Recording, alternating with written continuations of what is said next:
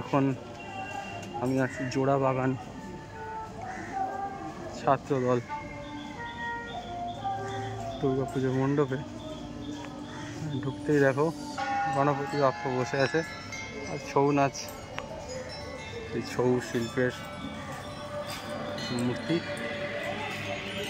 আর এই হলো entry. Let's go. যেটা আসার পরেই এখানে কিছু পুতুল ঝুলছে অন্ধকারে, ভুডু। বেশ একটা ভয়াবহ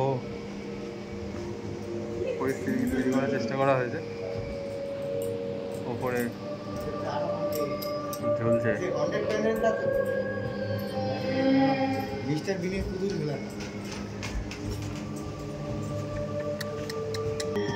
এই হলো প্যান্ডেলের প্রধান মণ্ডপ এরিয়া। ভেতরে হাড়ি কালো কাপড়ে মোড়া, শিবের বাঁক যেগুলো বাঁকে ঝুলছে। আর এই হলো এখানকার